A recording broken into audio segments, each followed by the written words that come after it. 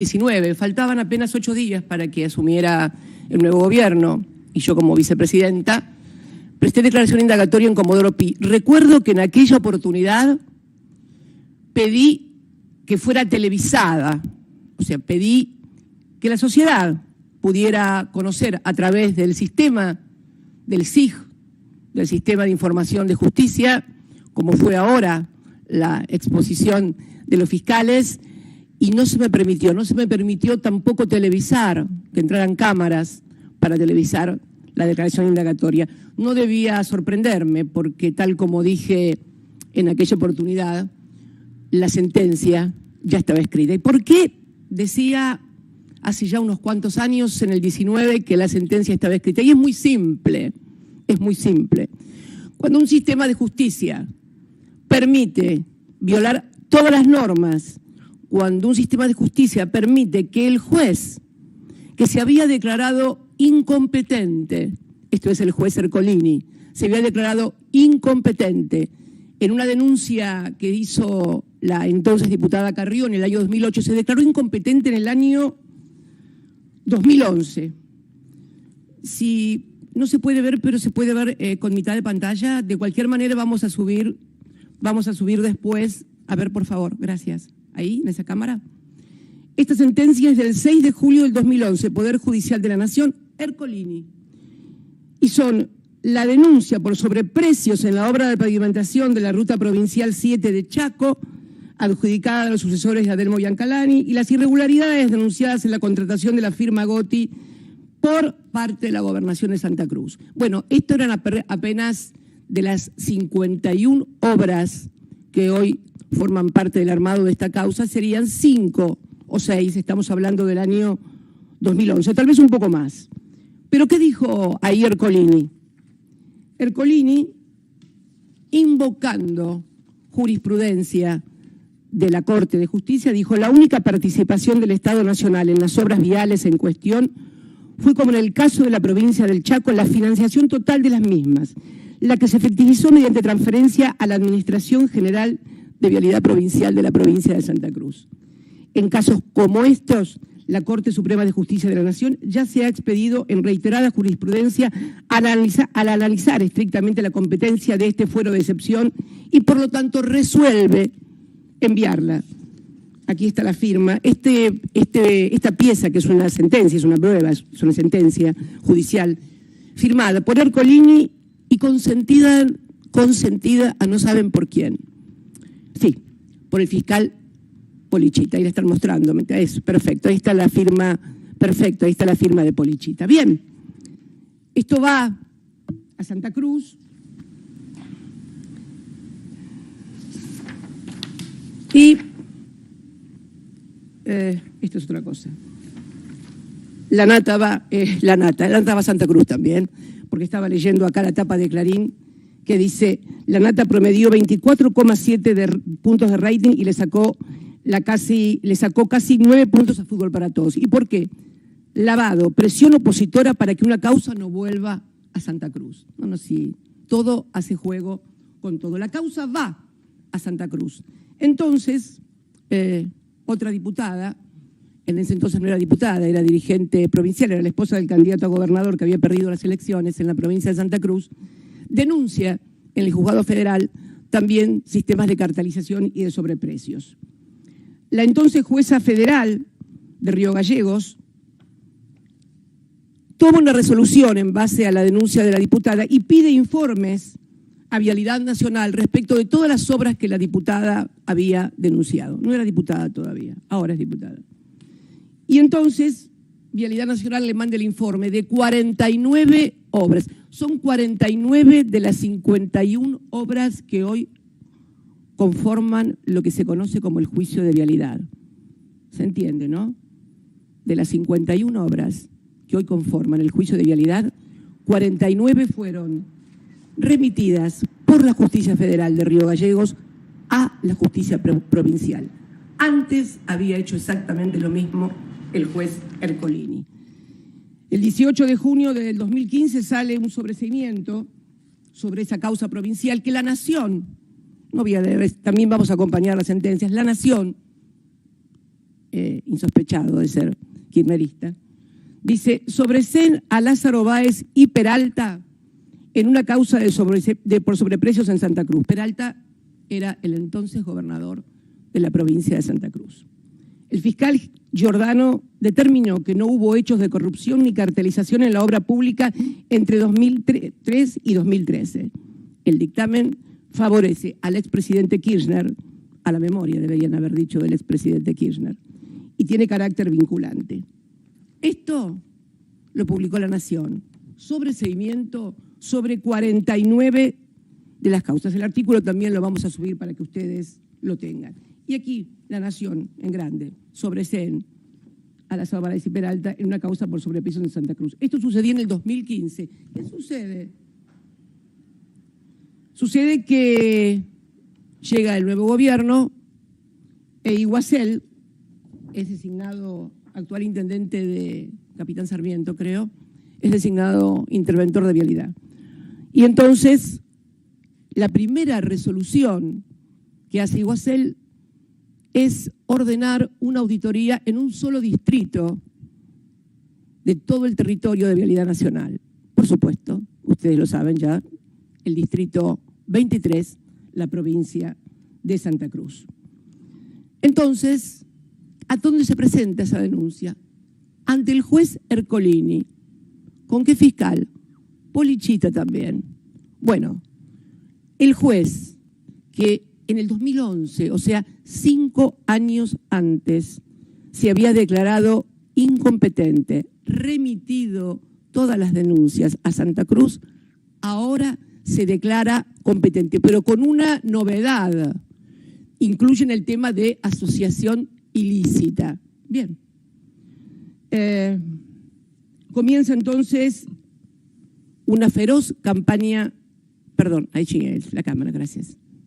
No soy actriz ni voy a no tengo tanta experiencia en los sets de televisión como otros dirigentes políticos, así que discúlpenme si no miro la luz correctamente. Comienza una feroz campaña política y mediática. En Chaco, Lázaro Báez también cobró por obras que no hizo. O sea, ¿cuál era el planteo que se le hacía a la sociedad? Se habían cobrado obras que no estaban, que no se habían hecho. O sea, una estafa monumental. Hacer obras, hacer rutas y que las rutas no estén, es una estafa monumental. Y comenzó esta publicación, pero con cifras, con números. En esa provincia tuvo contratos por 586 millones, hubo tramos de ruta con sobreprecios, y empiezan con los sobreprecios y con cifras que nunca, nadie sabe de dónde salen, pero sí la gente lee. Con un sobreprecio de 100% sin terminar. O sea, ¿cuál es la creación de sentido común? Cobraron y no lo hicieron, una estafa. Solicitan que Capitanich sea indagado por una ruta inconclusa que tuvo sobreprecios. Bueno, el gobernador en este momento era el intendente de Resistencia, pero este no era el problema de Capitanich. Todo el problema que Capitanich tiene es que un día se le ocurrió en una conferencia de prensa de las que daba habitualmente como jefe de gabinete mío por la mañana, romper ante las cámaras un ejemplar de Clarín. De allí fue expulsado del paraíso de los que, bueno, tienen una privilegiada prensa. Otro titular, ripio, baches y poco asfalto, un recorrido por las rutas que no hizo Lázaro Báez. Otro titular, Vialidad le respondió a Cristina, hicimos auditoría y hay en promedio 50% de sobreprecios. Otro titular, ya de noticias, exclusivo, Lázaro Báez cobró sobreprecios de un 65, o sea, van pasando del 50, del 100, 55, 65. La acusación de los fiscales en el juicio de vialidad. Esto estamos hablando del año 19. Las pruebas contra Cristina, sobreprecios del 65%, obras sin finalizar y el destino incierto de 46.000 millones. Fíjense, retengan esta cifra. Retengan esta cifra porque Clarín decía que había 46.000 millones, después vamos a explicar que nunca tuvo la provincia esta cifra en materia de vialidad nacional. Los fiscales Polichita y Maíquez demostraron que casi el 80% de las obras por Santa Cruz terminaron en manos del Grupo Báez, entre otros privilegios. El gobierno licita la obra por la que Báez cobró 2.900 millones y nunca terminó. El empresario kirchnerista tuvo el contrato durante 8 años y solo se... etcétera. Otro empresario, Cristóbal López, se quedó con las obras que Báez no terminó. Presentó un precio muy por debajo del presupuesto oficial. Vialidad consultó a la AFIP y la justicia y no hubo objeciones para adjudicar el proyecto. El proyecto nunca se pudo hacer, obviamente, con esas cifras, porque estaban muy por debajo del presupuesto oficial y nadie va a construir nada a pérdida. Bien, esto sucedía al comienzo del juicio, donde presté, como les dije, declaración de indagatoria y además, por primera vez un juez citó a Cristina por corrupción y empieza el juicio con esta construcción sobre precios, rutas no hechas, rutas inexistentes, o sea, empieza el juicio con esta ficción que relataron durante 5 días, los fiscales, en lo cual yo estuve sentadita en Comodoro Pi, escuchando durante 5 días ese tipo de acusaciones que no eran acusaciones, eran una ficción, un guión, y bastante malo, por cierto, además de falso. Bien, empieza el juicio. Nada, absolutamente nada de lo que dijeron fue probado, pero no es que no fue probado y entonces, bueno, hay dudas. No solamente no fue probado, sino que además se comprobó que era exactamente al revés de lo que decían. Y lo pudimos ver a partir de los testimonios de los propios testigos que fueron citados por el Ministerio Público Fiscal. Más de 100 testigos, yo voy a leer solamente algunos, y los que voy a leer no son de ninguna defensa. Son testimonios propuestos por los fiscales. Recordemos, contextualicemos. Empezó el juicio y se iba a comprobar que Lázaro Báez, o sea, Cristina, en el discurso de los fiscales, no se había hecho absolutamente nada y por lo tanto había sido una estafa monumental. Yo quiero leer algunos de los testimonios nada más, muy poquitos porque no quiero cansarlos ni aburrirlos. Por ejemplo, el de Laura Indie, la abogada jefa de legales del Distrito de Santa Cruz de la Dirección Nacional de Vialidad y testigo de la Fiscalía. Es decir, la acusación contó que la conducción macrista de Vialidad llegó al edificio del distrito en un patrullero, sí, en compañía de Stoddart, el jefe de legales, y Guasel llega en un patrullero a Vialidad, a la Delegación de Vialidad Nacional en Río Gallegos. La intimidaron y se vio obligada a firmar un documento según el cual a las empresas de Lázaro Báez ya se le habían pagado las obras y no se les debía nada. Reitero, la hacen firmar un documento según el cual a las empresas de Lázaro Báez ya se les había pagado todo y no se le debía nada. Eso era importante porque si se demostraba que el Estado estaba en mora con Austral, no se podía hablar, por ejemplo, de favoritismos. ¿Qué dice textualmente, encomillado, en su declaración?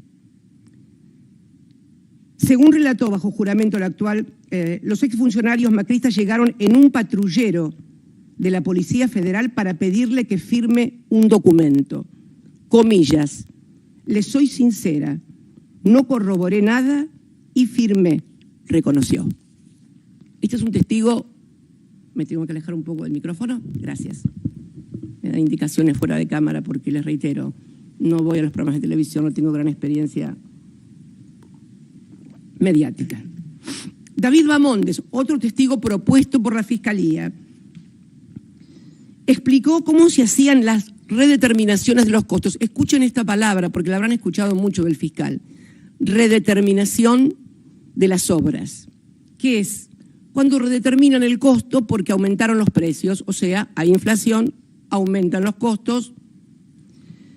de las obras cuando el INDEC señalaba aumentos de más del precio del 10%. ¿Cómo era el sistema? Lo explica el propio testigo.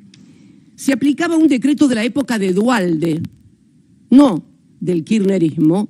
Se aplicaba para hacer redeterminaciones durante nuestra gestión un decreto de la gestión de Duhalde, el decreto 1295. Y como ley, esto no puede ser ignorado ni por los jueces ni por los fiscales. Se establecía que si había una variación superior al 10%, había que hacer redeterminación. Explicó que cuando el titular de Vialidad fue Nelson Periotti, solo se hacían en promedio 3 por año, pero el volumen era enorme, se dedicaba a esos reajustes el 30% del presupuesto. Cuando llegó el macrismo, se cambió el decreto de Duhalde y se permitieron las redeterminaciones con solo el 5% de aumento en los precios. Un cambio a favor de las empresas constructoras. ¿Quién lo dice? Un testigo de la Fiscalía y gente de Vialidad. Contó lo que lo llevó que fueran casi permanentes, a veces 10 por año, y el gasto del Estado se duplicó. Obviamente que se duplicó. Si solamente se podían modificar los precios con un 10, si le das el 5, se duplicaron todos los costos, sin lugar a dudas. Es matemático. Y cuando llegó, además contó que era uno de los encargados de las redeterminaciones de precios de las obras hasta diciembre del 2015, y cuando llegó Iguacel lo empezaron a perseguir y lo pusieron en una operación de radio. Bueno, cuenta penurias personales de la persecución que, bueno, no debiera ser, por lo menos que el cambio de gobierno implicara la persecución de los empleados públicos. Siempre se adecuó, esto es textual, encomillado, siempre se adecuó y se redeterminó a todas las empresas por igual. Nunca hubo una intención de que haya algún sobreprecio. Nos basábamos siempre en los números del INDEC. Cuando un defensor le preguntó acerca de si alguna vez se le pidieron que redetermine precios por arriba de lo que decía el INDEC, no, jamás. Eso no se podía hacer. Pasaba por diversos controles en Buenos Aires, luego por auditoría interna y finalmente por la SIGEN. SIGEN es la Sindicatura General de la Nación. Miren todos los controles, SIGEN, gerencias. Había muchos ojos que veían los balances, los números y los índices que se usaban. Por ejemplo, una obra, esto es todo encomillado, por ejemplo, una obra vale 1 millón y obviamente por la inflación todo sube. Cuando el INDEC indica que la inflación supera el 10%, tenemos que adecuar la obra. Con nosotros era el 10%. Cuando llegó Macri, lo cambió y lo modificó a favor de las empresas. Varía 5%, le modifican el precio. Bueno, es el testigo de la Fiscalía. Otra testigo de la Fiscalía, María Re, la ingeniera, dijo, textual, comillas, 2016 es un año que recordaré siempre. Me persiguieron y a todos nos pusieron un cartel que decía inútiles, ineficientes, corruptos. Ese año es en el que llegó la intervención, no me lo olvido más, cierro comillas. Explicó que ella no supervisó ninguna obra de Austral, sino de otras empresas, pero que en todas pasaba lo mismo. Comillas, abro comillas, no conozco obras, ni una sola, que no tenga atrasos, postergaciones, prórrogas, pero eso ocurre con todas las empresas en todo el país y en especial en la Patagonia. Y explica por qué en la Patagonia. Si a una máquina se le rompe un tornillo, un solo tornillo, no hay forma de reemplazo. Hay que buscarlo en Buenos Aires y la máquina queda parada. Pero además en esos años hubo huelgas de petroleros y otros conflictos laborales que no dejaban trabajar a las empresas. No se podía llegar a las obras. Respecto de la acusación de que Austral no tenía un director técnico en cada obra, escuchar, por favor. Respecto de la acusación de que Austral no tenía un director técnico en cada obra, dijo que, comillas, ocurría con todas las empresas. No había ningún problema. Había un director técnico que era responsable de 2 o 3 obras. Era lo habitual. Yo no sé si se... no, este es muy interesante porque estoy siguiendo con orden de cómo fueron declarando, pero únicamente, vuelvo a reiterar, los testigos que propuso Luciani y Mola. Esto que acabo de leer lo dicen los testigos de Luciani y Mola. Bien, vamos con Leandro Martín García. ¿Quién es Leandro Martín García?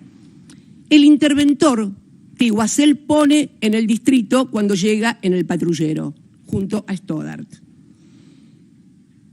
El interventor de Vialidad Santa Cruz, puesto por Iguacel, declaró, comillas, me encontré con un distrito que no disentía con la situación de otros distritos.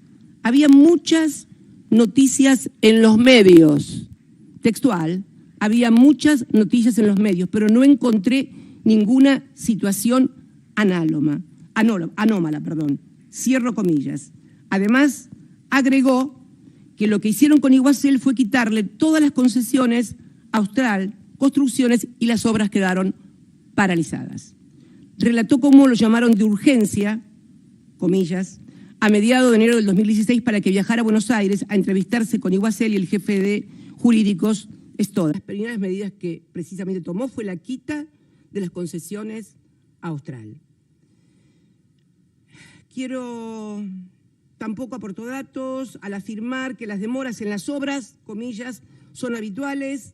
Incluso detalló que nunca, comilla, nunca dice él, nunca, en toda su experiencia vio que se cumplieran los plazos establecidos en los pliegos. Esto lo dice Leandro Martín García, interventor puesto por el macrismo, por Iguacel, en el Distrito Nacional de Vialidad en la provincia de Santa Cruz. Habituales.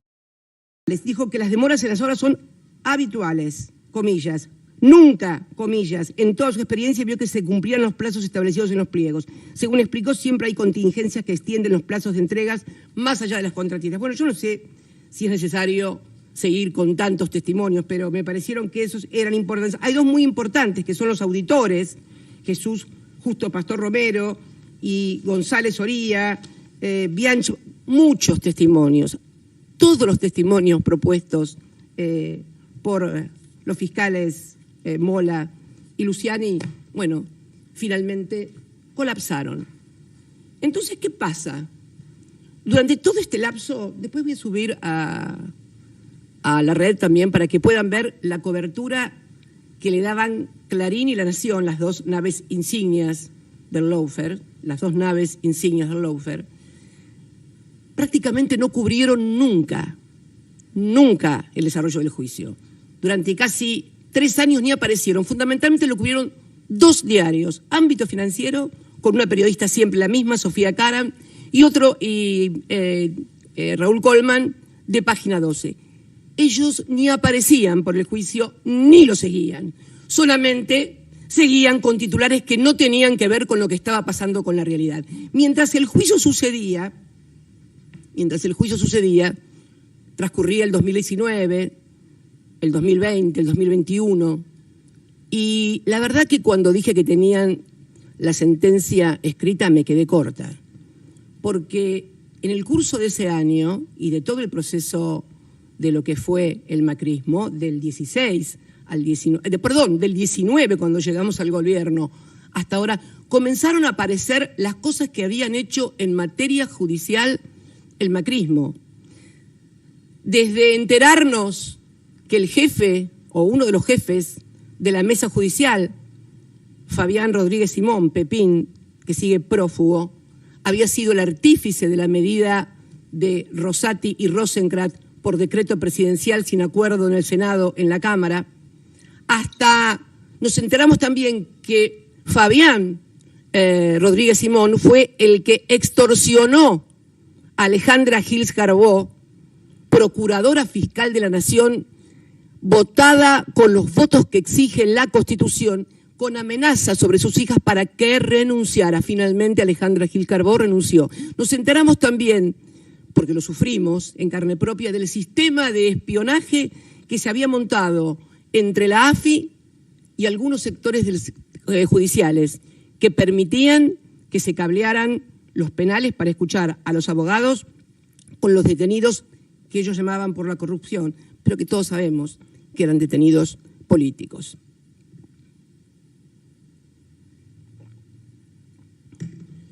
Se descubrió también la Gestapo. Se descubrió la Gestapo en la ciudad de La Plata, donde un ministro de Trabajo, el ministro de Trabajo de la gobernadora Vidal, quería una Gestapo para los dirigentes sindicales. Cuando este ministro tuvo que ir a declarar a la comisión bicameral por las tareas de espionaje, porque había gente de la AFI, empresarios, mandó a un abogado a declarar a la comisión bicameral. Ese abogado que fue a declarar a la comisión bicameral según la jueza Arroyo Salgado, a la que nadie sospechará de kirchnerista, es el que la sacó de las causas de lavado en San Isidro. Esto es para reflejar cómo finalmente afloró lo que era un sistema judicial totalmente compenetrado con los servicios de inteligencia y obviamente dirigido, direccionado, creado este sistema desde la propia Casa Rosada a través de Mauricio Macri y fundamentalmente de Fabián, que hoy está prófugo. Es el único dirigente político prófugo y no es un peronista, es de ustedes los macristas, no es peronista. Ninguno de nosotros se profugó cuando nos persiguieron, nos amenazaron y nos encarcelaron. Nos quedamos acá, en la Argentina, a dar cuentas. Ustedes huyen. Cuando apenas la primera citación que tienen, huyen. Esto es lo que está pasando hoy en la República Argentina. Este señor lleva más de 600 días prófugo.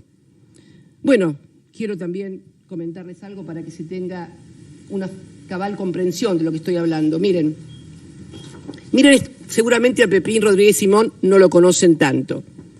Es este señor que está acá. La que está en el medio es la diputada Elisa Carrió, la que inició la denuncia por esta causa en el año 2008. La que está acá a este costado es Mariana Zubich, actual diputada, que fue la que inició la segunda denuncia después del programa de la Nata en la provincia de Santa Cruz. Lo curioso, o el cinismo tal vez, es que miren lo que es el cartelito que dicen chau privilegios del Parla Sur. O sea, llegaba el macrismo para terminar con los privilegios del Parla Sur. El único que usó los fueros del Parla Sur para no ser extraditado es este chiquito que está acá al costado, el que se junta con las adalides de la lucha contra la corrupción, el prófugo. Esta es la Argentina, pero claro, esto lo vamos a entender más claro cuando mostremos algunas cosas que afortunadamente podemos sacar a la luz porque, bueno, la introdujeron los propios fiscales en la causa. ¿Qué pasa entonces con esta causa? Cuando los fiscales ven que no tienen ningún tipo de prueba, pero no es que no tienen ningún tipo de prueba porque no, es porque no es como ellos decían que era. Mejor no como ellos decían. Ellos habían adoptado el guión de los medios, que es un problema grave que tiene hoy un sector del poder, que es creer que esto puede ser así para siempre. Nunca la historia prueba que las cosas son para siempre. Más temprano, más tarde, siempre finalmente salen a la luz. Entonces, ¿qué comienzan a hacer? Comienzan a buscar pruebas en otros juicios. ¿Y a dónde van? Van a un juicio que todos recordarán porque fue el episodio de José López que revolvió 9 millones de dólares en un convento en Luján y fue enjuiciado por enriquecimiento ilícito, en un juicio oral, del cual también vamos a hablar. Entonces, traen el teléfono que había sido secuestrado en aquella oportunidad y extraen, donde obviamente no hay absolutamente ningún WhatsApp, yo no tengo WhatsApp con nadie, tengo Telegram únicamente con muy contadas personas, pero se empieza a correr que hay cosas que me incriminan. Bueno, por primera vez, y quiero mostrar la tapa de La Nación, los chats de López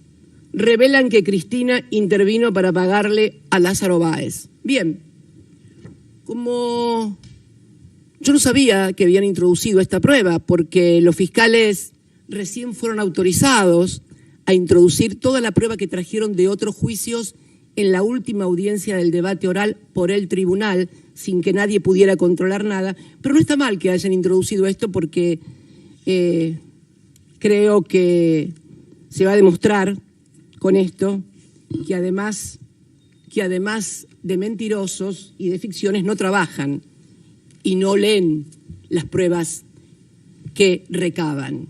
¿Por qué digo esto? Porque el fiscal Luciani dijo en un momento que durante meses,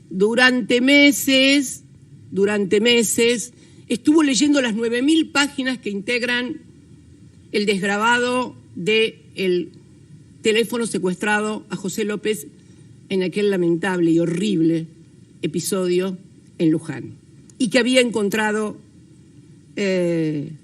mensajes. Bien, yo pedí a mi abogado que me suministrara el pendrive que significaban estas 9.000 páginas, y resulta que es un lapso de teléfono que comienza fines del 2013, todo el 2014, todo el 2015 y hasta que es detenido 13-14 de junio del 2016. Este es el lapso de mensajes, de llamadas, etcétera, etcétera, de este teléfono. Mi sorpresa cuando ingreso a las 9.000 páginas es que Lázaro Báez tiene en el que sería socio o asociado ilícito mío, de José López, del arquitecto De Vido, del ingeniero Periotti y no me acuerdo de quién más, tiene un solo mensaje, que es del 8 de octubre del 2014, tiene otro entrante el julio del 2015 y otro del 1 de diciembre del 2015. Después vamos a hablar de esos mensajes. Pero me encuentro con que Caputo, el empresario de la construcción Nicolás Niki Caputo. ¿Quién es Nicolás Niki Caputo para algunos que pueden andar distraídos por ahí? Si me permiten, porque hay mucho material. A ver, ¿quién es?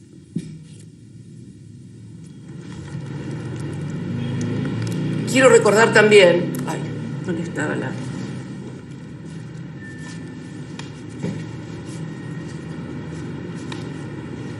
Bueno, Nicolás... acá está, perdón, qué tonta. Discúlpenme. Es demasiado material el que hay, que no lo vieron los fiscales, qué raro, ¿no? Pero después voy a hablar de ese tema. ¿Quién es Niki Caputo? Bueno, el hermano de la vida, si lo mencionaba Macri, los bienes del presidente, cuánta plata le debe Macri a su hermano Caputo, verán que no es una creación mía. Macri le prestó dinero a su mejor amigo, así ganó 4 millones en el último año, etcétera, etcétera. Pero hay algo muy importante que escribe una biógrafa del presidente, Mauricio Macri, acerca de jugar al fútbol en los abrojos.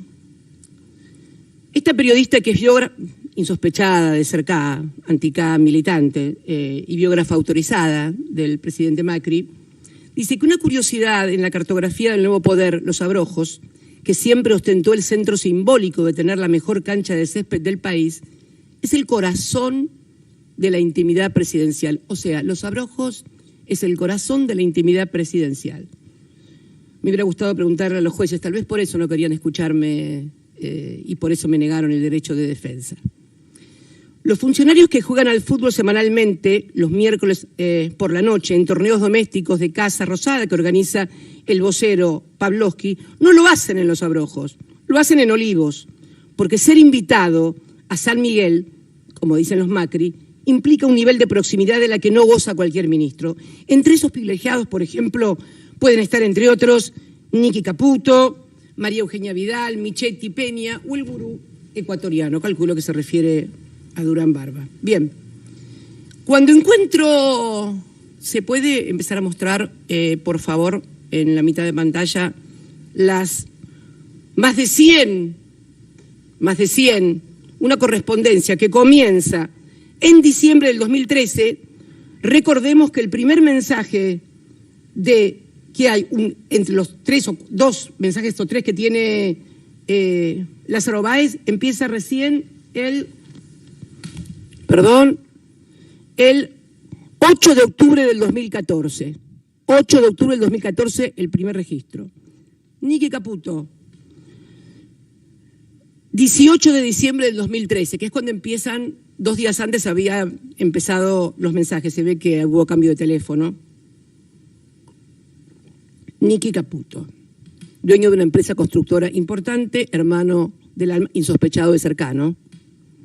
Hola, ¿podés hablar? José López. José López lo llama a Caputo. Sí, pueden poner, vayan. Sí, ¿Estás en un teléfono de línea? ¿Cómo estás? Estoy bien, en San Pablo, solo celular. Te llamo, pero no consigo, se corta. Te llamo yo, ¿querés? Quiero que también observen el grado de familiaridad que no se observa con ningún, salvo con otro empresario que es el segundo que voy a mencionar, Eduardo Gutiérrez, del grupo Farallón. Ok, llámame. Esto es a las 22:38 del día 18 de diciembre del 2013. Ese mismo día, pero más tarde, se supone que ahí hablan, porque dice llámame, y ahí hablan.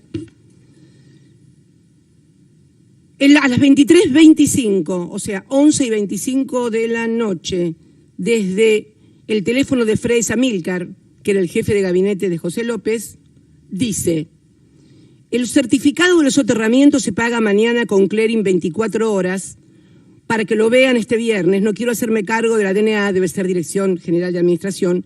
Cuando vuelvas charlamos y te comento cómo hacemos, etcétera, etcétera. Este viernes sale publicado la resolución de Chigüidos en el boletín oficial. Ok, le contesta José López y termina la comunicación de ese día. Al día siguiente, con Frei Amílcar, desde José López, para José López, dice, para el pago en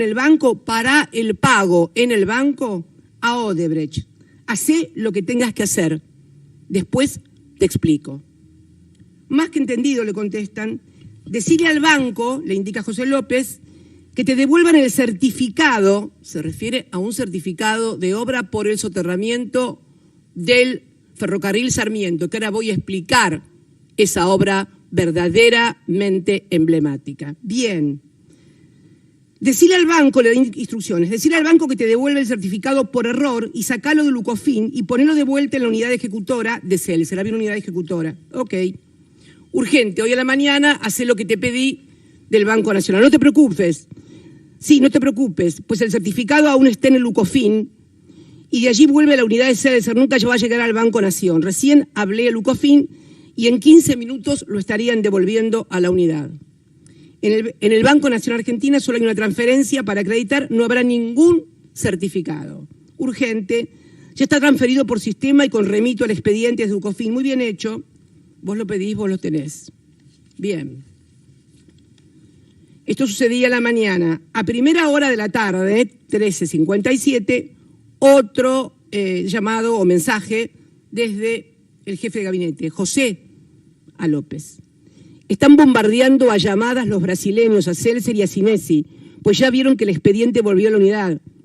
Porque claro, los certificados, no es que uno va con un certificado así como quien se lo dice, no, es un expediente, es un expediente.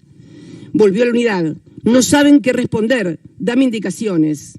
Díganle que hablen con el Corcho Rodríguez. Ok, gracias. No, decirle que hablen con Flavio y Roinet. Ellos, no sé quiénes son tampoco Flavio y Rodney, ellos lo saben bien. Que no se hagan los boludos, debe ser de boludos, que en realidad la que me siento muy boluda soy yo, pero bueno, no importa. Retiro lo dicho del Corcho, tomado bien, perfecto. Inmediatamente que termina todo este episodio, que es a las 14:28 del día 19 de diciembre de 2013, ¿quién aparece nuevamente en escena? Caputo, Nicky. Hola, José. No piensa por ahora volver a salir. Igual cuando vuelvan vale la pena hacer un párrafo. Y te comento su manera de pensar y lo que me dijo. Abrazo y buen viaje. Bien, vamos a detenernos. Ok, te aviso, le contesta Caputo. Vamos a detenernos un poco en este tema. Soterramiento del Sarmiento. ¿Recuerdan la cifra de 46.000 millones que decía Clarín que teníamos nosotros, que había en vialidad complicado con los pagos a rutas que no habían sido hechas? O sea, el que leía eso dice, hubo pagos de 46.000 millones de pesos que nunca fueron bien. ¿Qué es el soterramiento del Sarmiento? El soterramiento del Sarmiento es una obra que se licitó durante nuestra gestión. La ganan Odebrecht y EXA, la empresa de Ángelo Calcaterra, que en realidad era la empresa de Macri. ¿Por qué era la empresa de Macri? Porque el padre se lo había pasado al sobrino para que no lo tuviera Macri porque iba a ser presidente y se la habían pasado a Ángelo Calcaterra, pero era Macri. Y EXA era Macri. Y no sé si no sigue siendo Macri todavía, pero bueno. Y EXA Odebrecht y Gela, la italiana, ganan la licitación. ¿Pero qué licitación era esta? No era una licitación como otras. Esta licitación tenía que traer financiamiento por parte de las empresas contratistas. ¿Se entiende? El financiamiento para hacer la obra del soterramiento del Sarmiento tenía que venir con financiamiento de las empresas. Bien, esto era así. En el año 16, en el año 15, mejor dicho, 2015, 10 de diciembre, asume Macri. 6 meses después, el 16 de junio, se firma un decreto. Por favor, si podemos poner en pantalla el decreto. Ahí está el decreto, si lo pueden observar. Con una particularidad. Este decreto lo firma no el presidente Mauricio Macri. Es un decreto, un DNU, porque son tantas firmas de ministros, un DNU que amplía el presupuesto de la Nación Argentina. Bien. Entonces lo firma. ¿Por qué? Porque, según se informó, el presidente había ido el 14 de junio en una visita a Colombia y volvía el 16. Bueno, podía haber firmado el decreto el 14 o el 17. Es la primera vez, fíjense una cosa, es la primera vez que un vicepresidente firma un DNU cuando el presidente está en ejercicio del poder en materia de ampliación de presupuesto. Porque hay otro antecedente que es el de Amado Boudou, que firma un decreto de necesidad y urgencia ampliando el presupuesto un 7 de noviembre del 2013, porque claro, yo hacía más de un mes que estaba fuera del Poder Ejecutivo, porque ustedes se acuerdan había sido intervenida de urgencia por un hematoma subdural el 3 o 4 de octubre, no me acuerdo, y volví recién casi a fines de noviembre. Esa fue la única vez, por obvias razones, casi un mes y medio fuera del ejercicio del poder, había que firmar, y estábamos fin de año, noviembre, firmar. Acá no. Acá no. Acá se firma ¿por qué? Porque, ¿podemos subir las planillas, por favor? Bien. Ahí van a ver en amarillo, se puede hacer una aproximación. Eso. A ver, no, aproxímelo primero al nombre de la obra, del otro lado, ahí está. ¿Qué dice? Soterramiento del ferrocarril Sarmiento. ¿Y qué hacía? Perdón, déjelo ahí. ¿Qué hace en una ampliación de presupuesto si tenían que venir con financiamiento de afuera? Siga, por favor. Siga mostrando la cifra. Fíjense, al final, el total. 45, total, ponga ahí está, 45.000 millones de pesos del presupuesto del Estado Nacional, para una obra que había sido licitada con la condicionalidad de que tenga financiamiento de las empresas. El Estado cambia unilateralmente las reglas y perjudica al erario público porque esa obra tenía que ser financiada por las... ¿Cuánto es la cifra? 45.000 millones de pesos. ¿Recuerdan el otro día lo que les decía no el otro día, recién cuando hablábamos sobre los 46.000 millones de pesos? Pero siga con la otra planilla. Esta es una de las planillas famosas del presupuesto o de los DNU en donde se amplían obras. Hay otras planillas para otras jurisdicciones. Esta es la jurisdicción de las obras públicas. Vamos al final. Y vaya ahí. Eso es. Bueno, mire, ustedes vieron las planillas, ¿no? ¿Saben cuántas obras en este decreto? Obra pública, que se les ampliaba el presupuesto. 40 obras públicas a lo largo y a lo ancho del país. Desde Jujuy hasta La Quiaca. Fíjense la cifra total de 40 obras, 98.000. 45.000 fueron para una sola, la de la empresa de Mauricio Macri, IEXA. Y digo eso porque en el año 17, debieron ante un informe y ante una denuncia de vinculación de parentesco, dicen que la vendieron a un otro importante empresario argentino, Marcelo Midlin. En realidad nunca lo creí demasiado eso, pero bueno, así está la Argentina.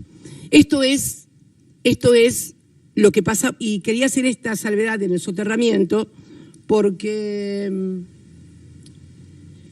los fiscales, es curioso, a mí lo que me llama la atención es que ningún fiscal haya visto esto, pero eso lo voy a hablar después cuando terminemos, porque este teléfono pasó por muchos fiscales y jueces. Cuando lo encuentran a José López revoleando los 9 millones, esto cae en el juzgado del doctor Rafecas. En el juzgado del doctor Rafecas, y el fiscal creo que era Delgado. Digo esto porque después vamos a ver otras cosas, porque en realidad me parece a mí que la investigación más importante en esa causa era determinar de dónde venían los 9 millones de dólares, ¿no? Se me ocurre que en el único caso de corrupción comprobado de 9 millones de dólares en este caso, bueno, las investigaciones no fueron lo suficientemente profundas tal vez. Te puedo llamar 30/12 del 2013, hola, podés hablar el 27 de enero, tengo un comentario, sí, ¿a dónde te puedo llamar? Estoy en Estados Unidos, le dice Caputo. Esta es una conversación con López. A ese teléfono, ¿tenés algún fijo que te llame? No, escucha todo el país. ¿Estás en tu oficina?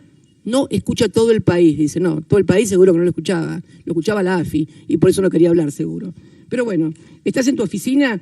En tu casa, y acá empieza una cosa muy impresionante para ver por dónde van a hablar, si por la casa, por el celular, por el número. Se ve que algún dato tenían respecto de lo que podía pasar en tu casa. En 30 minutos estoy llegando, ok, ya llegué, llamame cuando puedas, me pasan el celular de Fatala, gracias. Atención con esto, número, lo llamará, llegamos a lo llamará Luis Jiménez, que es la última de esa página. Lo llamará Luis Jiménez, sí, ahí está. ¿Quién es Luis Jiménez? Ahora nos vamos a enterar. Caputo, abrazo. Hay otro mensaje inentendible que debe tener que ver con el fútbol, porque hablan de un tal Chancalay que estuve averiguando, parece ser que es un jugador de Racing, es un tal Gustavo Mola de Angelici, Todo es para que Caputo y otra empresa construyan, dicen, el volumen parece demasiado grande para el tipo de la 15. Bueno, no entiendo de qué se trata demasiado ese... Bueno, sigamos. 16 de abril del 2014. Seguimos con la... Buen día, José. Esto es de Caputo Nicolás a José. Espero que toda tu familia esté bien. Estoy en Estados Unidos, volviendo el 25 de abril. Espero que a mi vuelta comamos los 6. Aquí quise descifrar quiénes son los que comían los 6, porque evidentemente, y parece ser que eran con las esposas del secretario de Obras Públicas, con la esposa de Nicky Caputo, y aparentemente sería por la combinación que hago con otra llamada, con las llamadas de Eduardo Gutiérrez, que ahora vamos a analizar. O sea, se juntaban a cenar con Nicky Caputo, con Farallón, del grupo Farallón, todos empresarios contratistas de la obra pública formidables, pero la jefa de la asociación política o de la asociación ilícita soy yo. Espero que a mi vuelta comamos los 6. Necesito que le avises si podés a Amílcar Fredes, esto le pide, Caputo le pide a José López, necesito que le avises si podés a Amílcar Fredes que lo atienda a Teodoro Argerich y a Luis Jiménez, recuerdan a Luis Jiménez, que lo conocés, le dice, por el tema, y acá, de una redeterminación del Hospital Echeverría. Una redeterminación del Hospital Echeverría. ¿Me podrías hacer ese favor por Caputo y CES? ¿Quién es CES? Es la empresa de Caputo. O sea, Caputo le pide, y digo esto porque los fiscales hablaron de las redeterminaciones, de que... ¿no vieron esto? El fiscal Luciani dice que estuvo meses mirando los papeles. ¿No vio esto? Él lo conoce a Caputo, se le debe haber cruzado en los vestuarios cuando van a jugar al fútbol a los abrojos. Los hombres normalmente además comparten vestuario, cosa que las mujeres no hacemos. Así que seguramente por eso no lo habrá llamado, por eso lo habrá investigado. En fin, muchas gracias y que tengas unas muy felices Pascuas. Abrazo, Nicolás. Bueno, José López, dale, avísame cuando llegues, así nos vemos. Decirle a tu gente que el lunes lo vea a Amílcar. Felices Pascuas. Muchas gracias. Y te llamo y nos vemos. Que tengas buenos cuentos. Abrazo. Bueno, este trato de familiaridad lo van a ver solamente con 2 empresarios. Con Nicky Caputo y con Eduardo Gutiérrez. con ningún otro.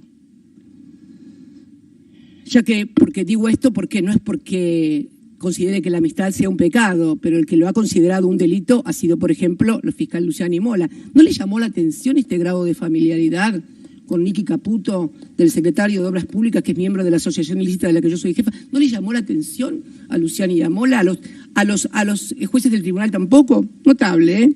Notable. Hola, Nico. Bueno, seguimos, 18/9 del 14. Hola, Nico, cuando puedas necesito verte, abrazo. Hola, Nico, cuando puedas hablamos. Hola, Nico, cuando puedas hablamos, avísame. Ok. ¿Qué tal, amigo? Esto es de Caputo. Hola, a José López. ¿Qué tal, amigo? Estoy en Estados Unidos.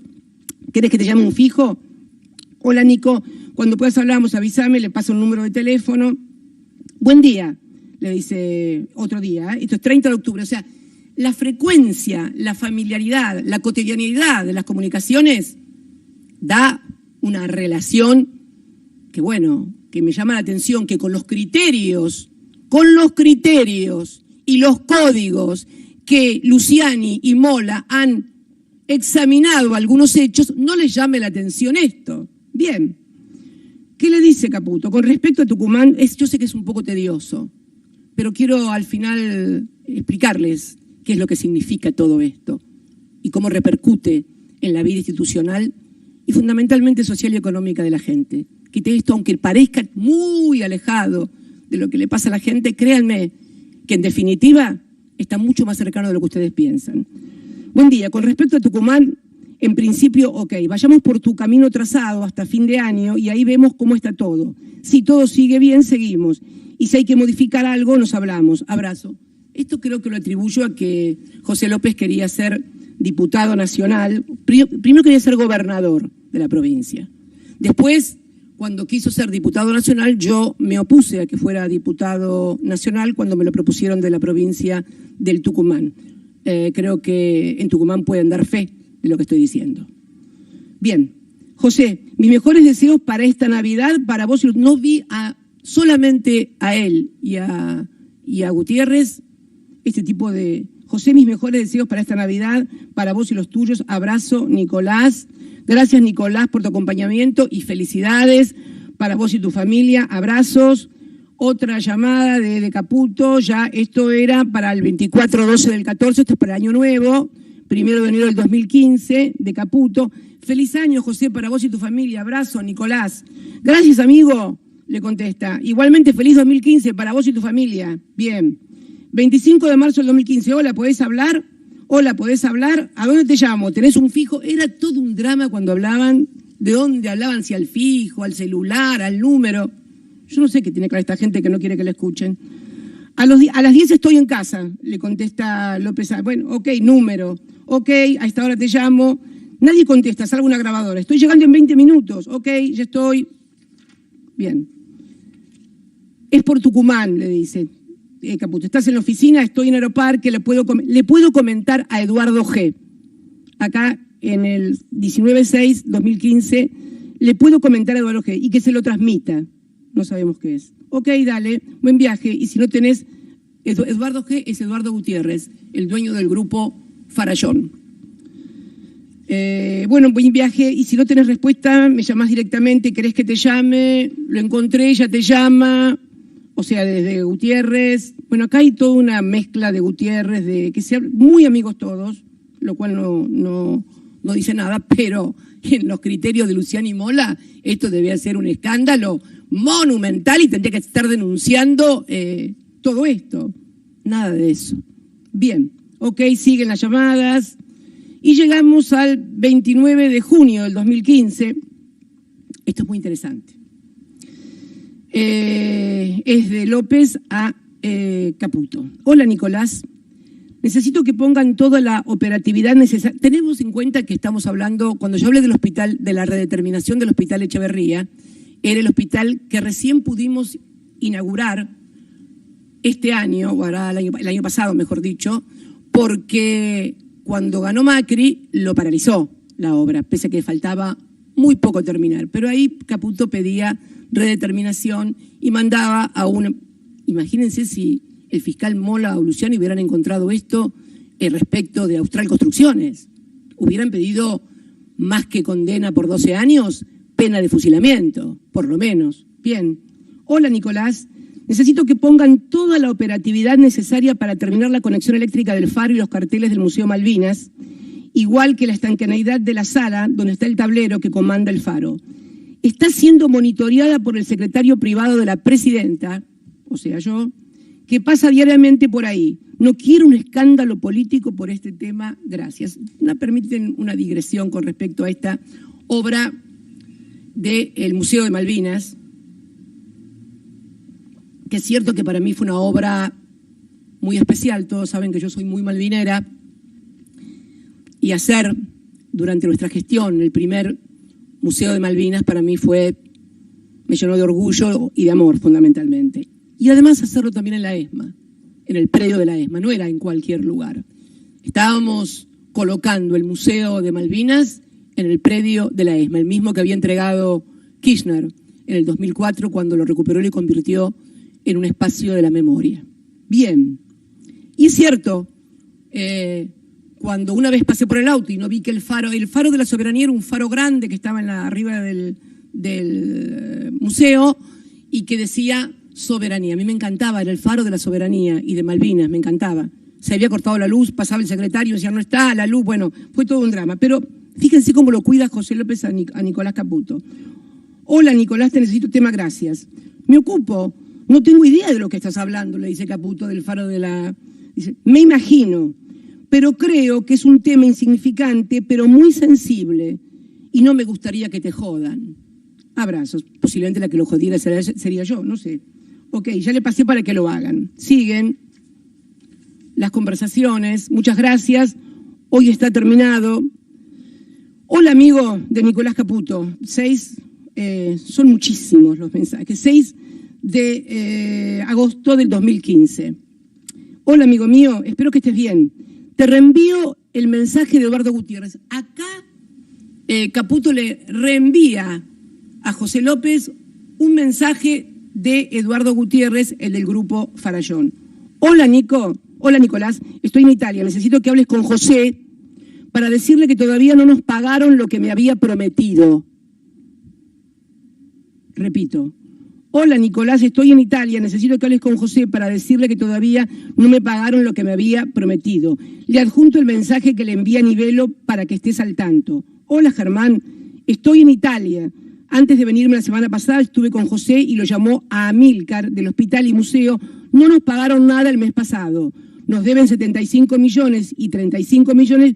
Vimos que es presupuesto de la DNA, que todavía tiene presupuesto, le dijo a Amílcar, que saque el pago. Todavía no recibimos nada, tenemos que poner plata para pagar las quincenas. Una cosa muy común en la obra pública. ¿Puedes ver de solucionarnos este tema? Cualquier cosa, habla con José. Esto no lo horrorizó ni le escandalizó al fiscal. ¿Lo habrá leído? Porque si lo leyó y no le escandalizó, ojo. Ojo. ¿Puedes ayudarnos?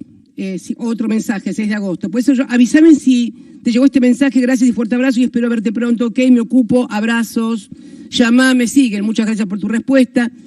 ¿Preferís, 6 de agosto, preferís almorzar los dos o que comamos los 6? Así lo organizo. Esto le dice Nicky Caputo a José López.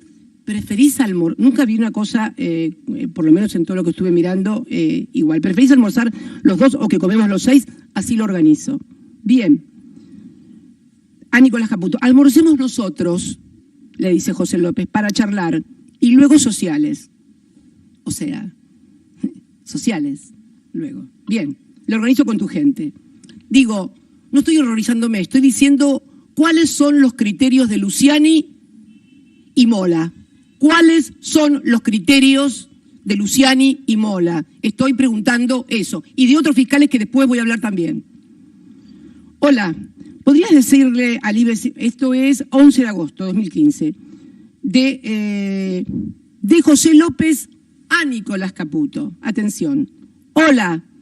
¿Podrías decirle al IBC, debe ser alguna organización de Caputo, que paguen Castañares, que les enviamos los fondos y no pagaron y mañana habrá problemas en la obra? O sea, José López le dice a Nicolás Caputo, que por favor, yo también ya tan felicidad que en algún momento le digo felicidades, Niki, ¿viste? Pero bueno, nada. Hola, ¿podrías decir al IBC que paguen Castañares? Le enviamos los fondos y no pagaron y mañana habrá problemas en la obra. Gracias. O sea, le habían pagado plata del Estado y no le habían pagado los salarios a los obreros. Algo también común en todos los empresarios. Tampoco voy a cargar las tintas contra este. El problema son, vuelvo a reiterar, los criterios de Luciani y Mola. Bien, me ocupo, gracias, ya está, lo harán. Igual necesitamos que ellos refuercen los papeles.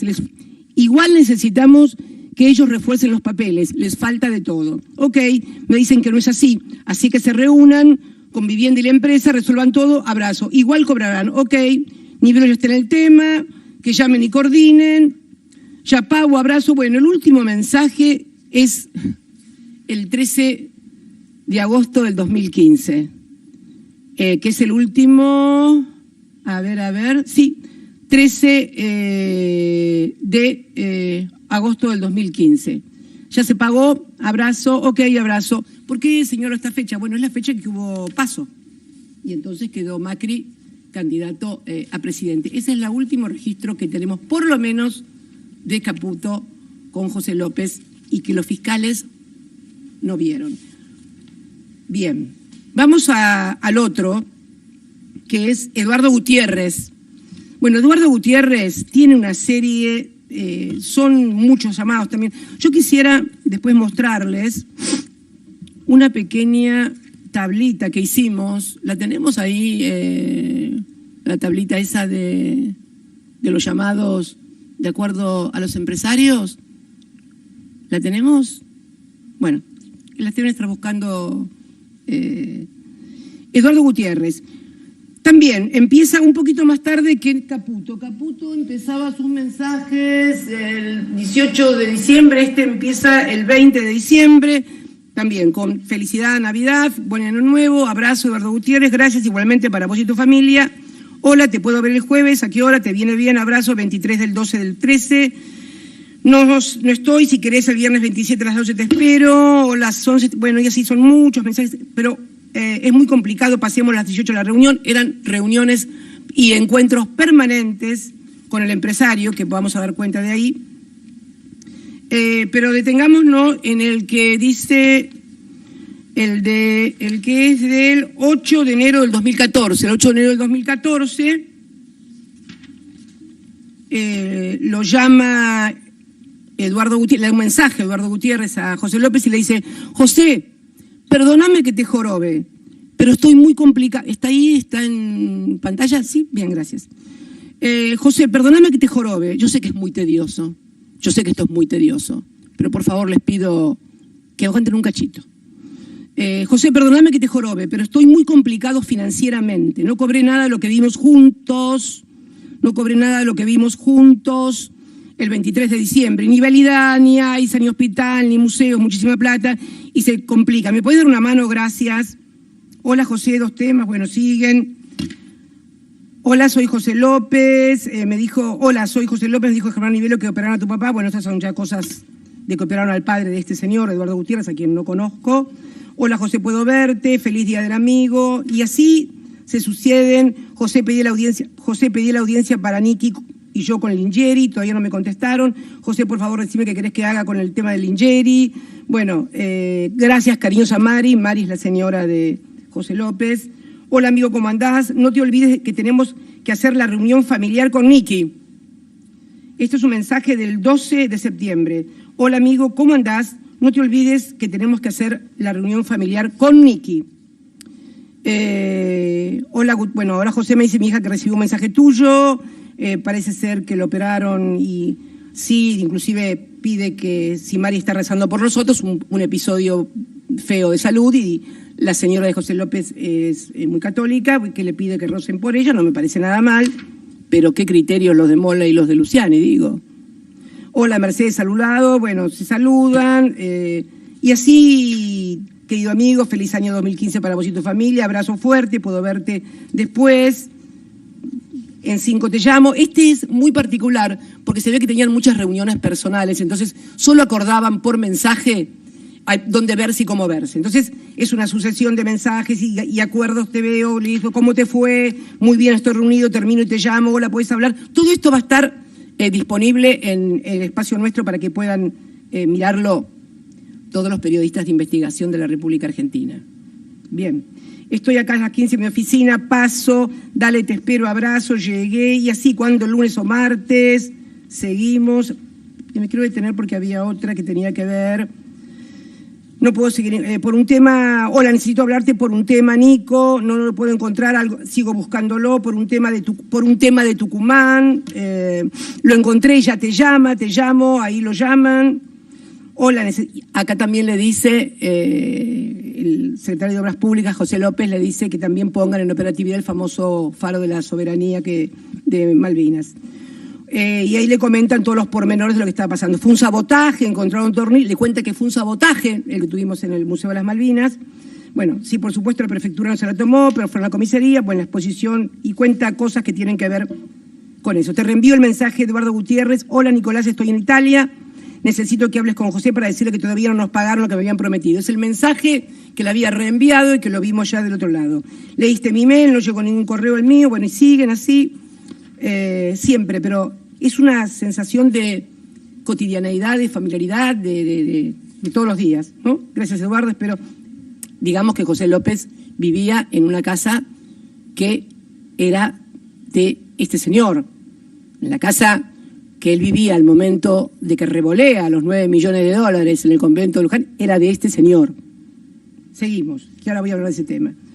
Hola, José, las mías. Bueno, tengo una reunión en ANSES a las 18, también después voy a ver a Mulier, y hay una serie de reuniones, y siempre todas reuniones, es impresionante, pero hay un detalle.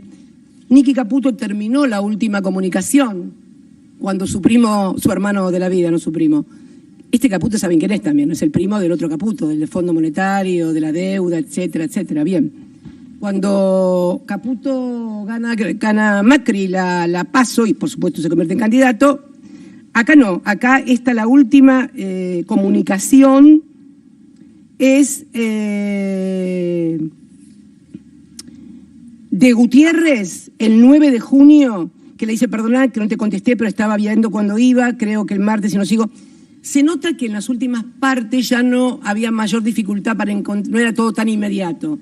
Claro, José López ya a esta altura, en junio, no era secretario de Obras Públicas. Se siguieron viendo con bastante frecuencia, pero se notaba en todo el desarrollo de la charla que le costaba mucho más hacer una reunión que antes. Bien. Y después pasa lo del 14 de junio. Bien. La primera reflexión que se me ocurre respecto de estas dos cuestiones, y voy a hablar también de Juan Chediak, que también tiene una serie de comunicaciones, pero quiero fundamentalmente, que también lo voy a poner, por favor, Chediak, el que era, o es todavía, no sé, presidente de la Comisión de la Cámara Argentina de la Construcción. Bien. José, bueno, empieza también el 27 de octubre de 2014. Fíjense ustedes el grado de familiaridad. El primer mensaje que tiene López con Báez es recién en octubre del 2014. Es uno y después pasa al 2015. Acá todos hablaban... Bueno. José, mil gracias por tu gestión con Juan Manuel. Recién me llamó y de nuevo mil disculpas. De la China, bueno, hay cosas que le empieza a decir de China, pero hay uno de los mensajes que es el que más me llama la atención, y que poderosamente cómo no lo vio el fiscal Luciani ni el fiscal Mola. Ese es, a ver, ese de que la Cámara Argentina de Construcción, ese. José, buen día. 15 de enero del 2015. Chediak. José, buen día. ¿Nos podrías recibir a mí con algunos de la Comisión de Obras Viales de la Cámara Argentina de la Construcción para que nos cuentes del tema presupuestario y del bono asfalto? Vuelvo. Ustedes escucharon todas las cosas que dijo Mola y de estas cosas, ¿no? Bueno, de que quién controla el presupuesto, de que si no miraban el presupuesto, que los diputados, eso también vamos a hablar después más tarde. José, buen día. ¿Nos podrías recibir a mí con algunos de la Comisión de Obras Viales de la Cámara Argentina de la Construcción? O sea, los empresarios que se presentan a las licitaciones, Querían ver el presupuesto. Bien, para que nos cuentes del tema del presupuesto y del bono asfaltos. José, buen día. Se ve que no lo contestaba con la misma rapidez que a Nicky y esto tengo que decirlo también, que con Nicky y Gutiérrez. José, le insiste. José, buen día. Te estamos pidiendo una reunión con la Cámara. ¿Nos podrás recibir para este tema que ya habíamos visto, ¿no?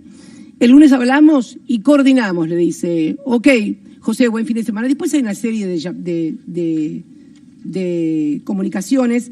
Tengo dos distintas, una un tema mío con vos y otra visita formal, Carnal Enrique y Comisión Viales. O sea que la Comisión Viales de la Cámara Argentina de la Construcción se reunía con el secretario de Obras Públicas para ver el presupuesto de las obras viales. Bien. Tampoco lo vio el fiscal Luciani ni Mola. Pero yo quiero hablar particularmente, no solamente de este caso, porque si había un caso en la República Argentina para poder investigar la corrupción en general, pero en particular en materia de obra pública, era este, el de José López, secretario de Obras Públicas, revoleando los bolsos con $9 millones por el convento. ¿Qué era lo que había que hacer entonces con este teléfono?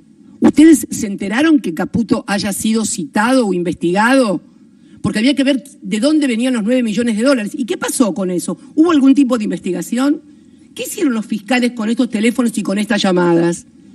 Hablo de los fiscales de instrucción, que son los que investigan, el juez de instrucción, que es el que investiga, el fiscal de instrucción, el fiscal de cámara. ¿Cómo investigaron esto?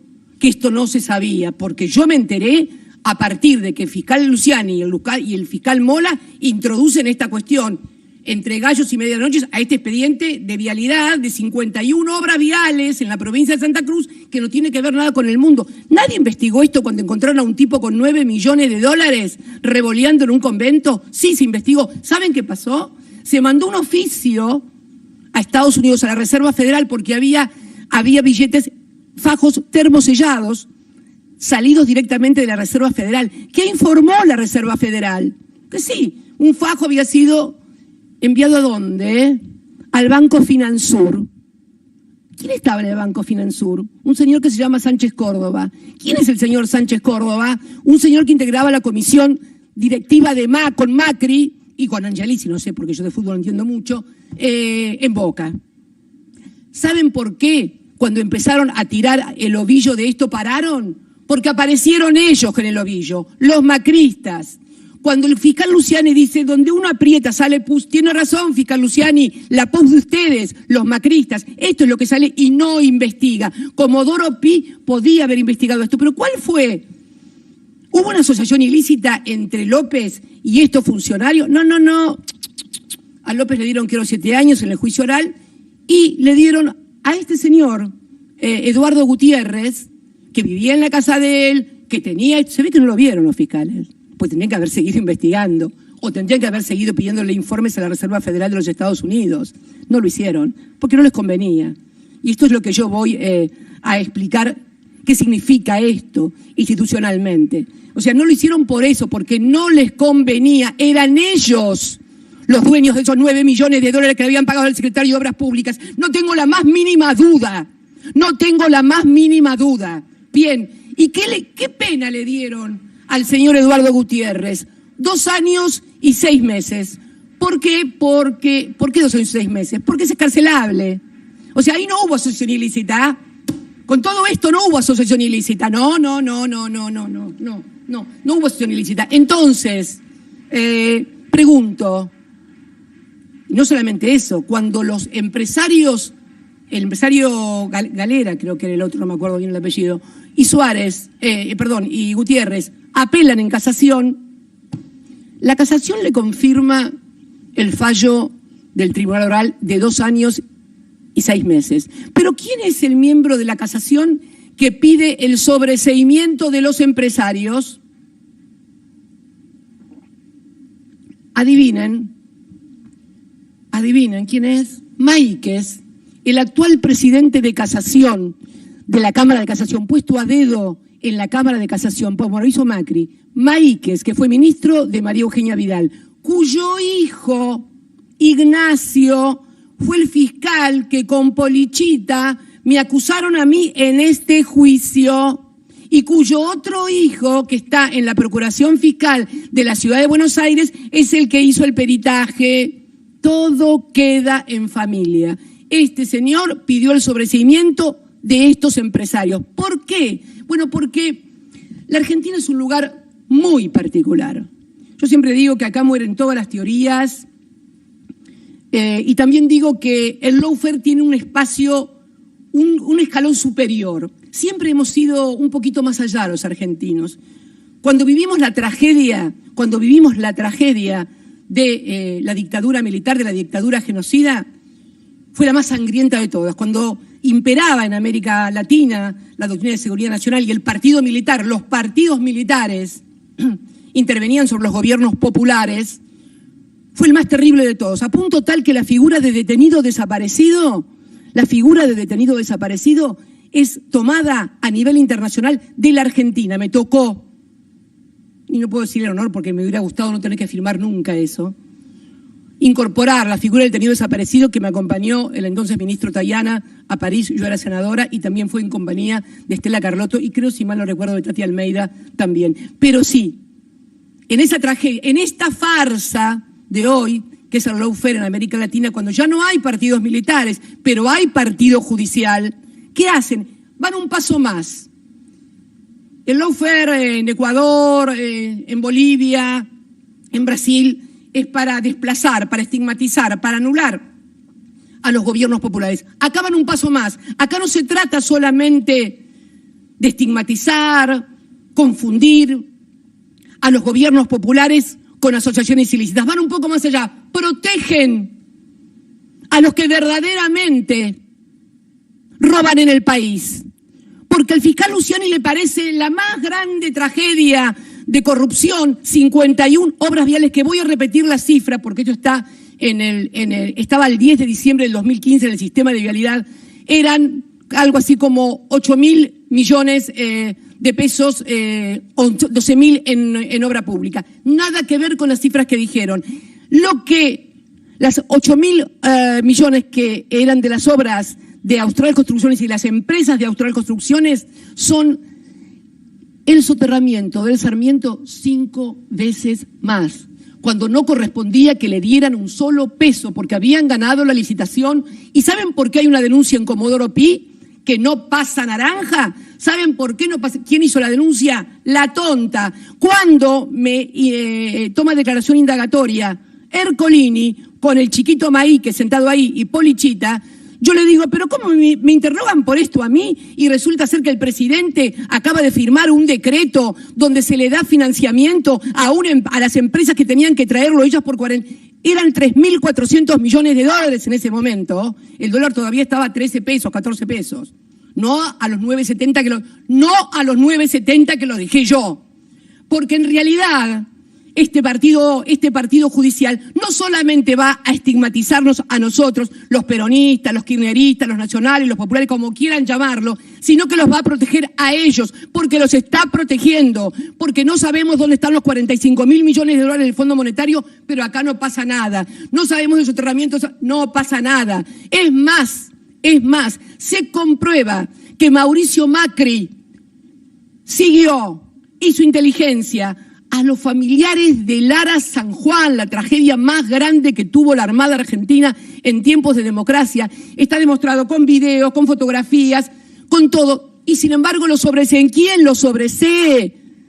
El arquero del Liverpool, el arquero del mismo equipo que juega en Los Abrojos, con el presidente de este tribunal, que es Jiménez Uriburu, con Luciani, que es el fiscal. Ellos son, y a ellos los protegen y a ellos no les va a pasar nada.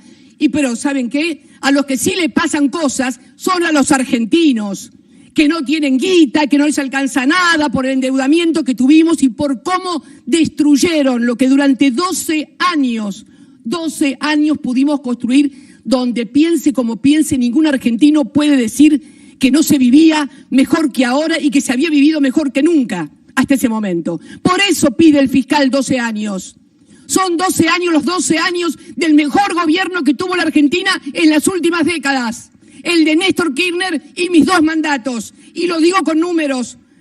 ¿Por qué nos piden 12 años? Uno por la memoria, el otro por la verdad, otro por la justicia, otro por el fondo, otro por las AFJP, otro por YPF y vaca muerta, otra por el no endeudamiento, otra por el salario de los laburantes. Cuando me fui, los laburantes se llevaban el 51,8% del PBI y el resto era para los empresarios. Ahora ni hablar de cómo estamos. Por eso me van a estigmatizar, por eso me van a condenar. Y les quiero decir algo. Si naciera 20 veces haría lo mismo. 20 veces haría lo mismo. Esto es lo que está pasando. ¿Cómo voy a pensar que este tribunal es un tribunal de la Constitución? No solamente si permite este tipo de cosas. El presidente, el papá del presidente del tribunal, oficial de la Marina Jiménez Uriburu, postea contra mí en el mismo espacio de Liverpool. Pero no solamente eso. Fue el director de protocolo de Leopoldo Galtieri y de Viñone. ¿Qué me van a decir? Que el que fue el hijo del que fue edecano, director de protocolo de los 2 dictadores más terribles, me va a absolver. Por favor, si deben estar poniéndose cuchillo y tenedor y una servilleta alrededor del cuerpo. No me importa. No me importa.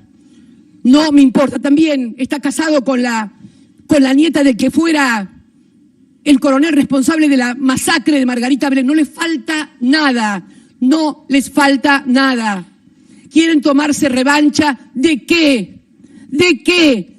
Si cuando fueron juzgados tuvieron jueces imparciales como nunca hubo en la República Argentina.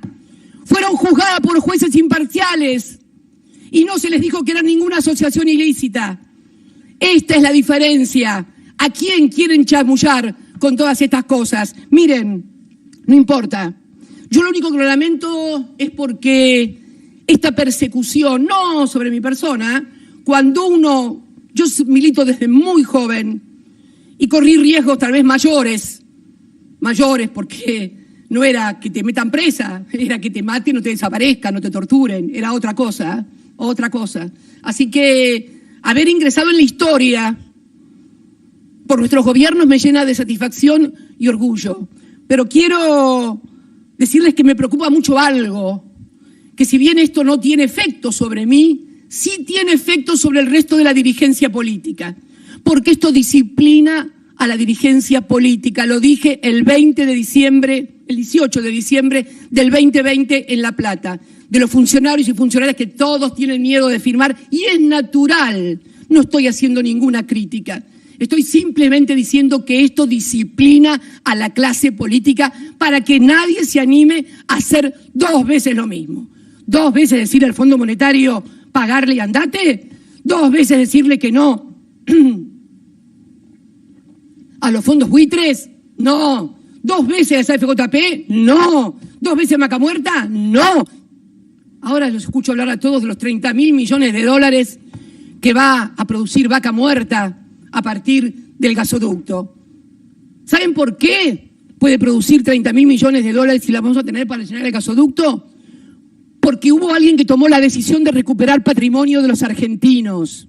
Porque si no, no sería Vaca Muerta, sería vaca viva y vaca de otros vivos, no de los argentinos. Estas son las cosas que nunca me van a perdonar, pero les vuelvo a repetir, no me arrepiento.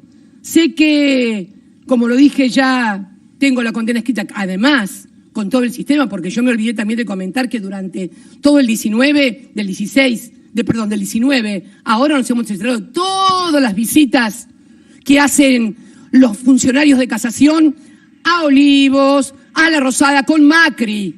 No jugaban al fútbol, jugaban al pádel, qué sé yo a qué jugaban.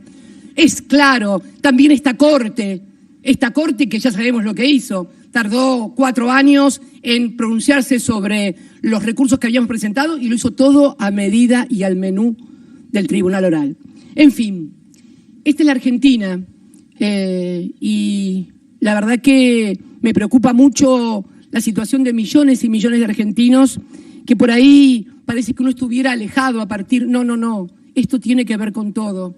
necesitan dirigentes disciplinados, necesitan funcionarios, funcionarias que hagan lo que el poder real quiere. Lo escuchaba recién, el otro día, lo escuchaba al fiscal Luciani decir, ¿por qué iba un empresario? Y mencionó a Sebastián Eskenazi que iba a Olivos. Sí, Sebastián Eskenazi iba a Olivos. ¿Saben quién iba a Olivos también? Manieto, Héctor Manieto, el dueño de Clarín y Telefónica. Fue toda la gestión de Néstor. ¿Y saben qué? Cuando Néstor estaba por terminar la gestión, le firmó la fusión de Cablevisión, el negocio más importante junto con Telefónica, mucho más que cualquier obra pública.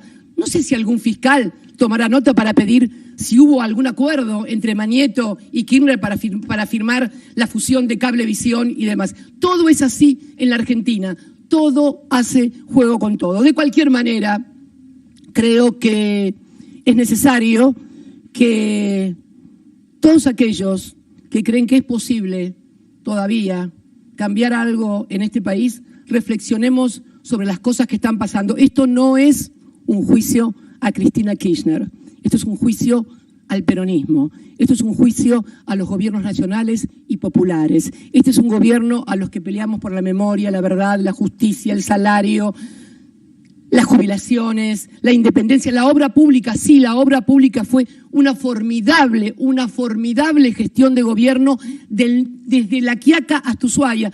En Santa Cruz no se hicieron solamente 51 obras viales. En Santa Cruz se extendió el tendido de líneas de alta tensión de 500 kilovatios, una obra multimillonaria que por supuesto ganó alguien que era especialista en esto. También, y lo saben los fiscales porque lo declaró Ángelo Calcaterra en este juicio, Lázaro Báez, el que dicen que es mi socio en esta asociación ilícita, fue a una licitación junto con Calcaterra para construir las represas hidroeléctricas de Santa Cruz, la obra pública más importante de la historia y del país de los últimos décadas. ¿Y qué pasó? La perdió, impugnó y también perdió la impugnación. La impugnó y perdió. ¿Cómo que soy socia? Algo que el fiscal comenzó a exhibir contratos. Los contratos de locación que exhibió el fiscal Luciani no son prueba de ninguna sociedad, son prueba de que había un alquiler. Luciani me parece que tiene que revisar de vuelta a la materia de derecho civil y comercial. Cuando uno firma un contrato de locación es alquiler, cuando uno firma un contrato de compraventa es compraventa, no es sociedad. La sociedad se hace cuando uno firma un contrato de sociedad, sea civil o comercial. Y quiero finalmente también, para terminar, hablar de la figura de la asociación ilícita. ¿Por qué? Porque se sostiene que los gobiernos, los 3 gobiernos que constituyen el periodo de continuidad política institucional único en la historia y que accedieron por el voto popular, 22% apenas Néstor porque no le dieron la oportunidad del balotaje, 46 puntos yo en el 2007 y en el 2011 54, casi 55%, siendo solamente abajo de Perón. La verdad que es un orgullo, la verdad que siento mucho orgullo de eso. Y dicen los fiscales que en realidad no fueron gobiernos, fue una asociación ilícita y yo era la jefa de esa asociación ilícita, desconociendo derecho administrativo, derecho constitucional, todo, no les importa nada. Van por todo, pero no por mí. Se los dije una vez,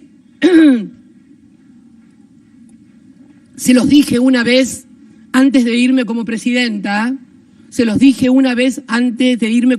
acuerdan? Creo que fue en el Salón de las Mujeres. No vienen por mí, vienen por ustedes, por los salarios, por los derechos de los trabajadores, de los jubilados, del endeudamiento. Vienen por eso y vinieron por eso.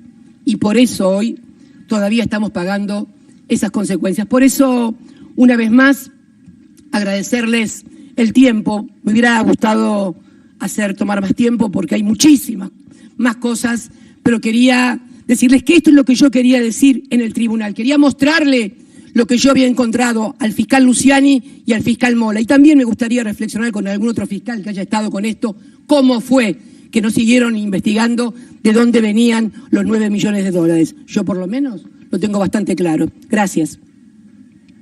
Y buenos días a todos y todas.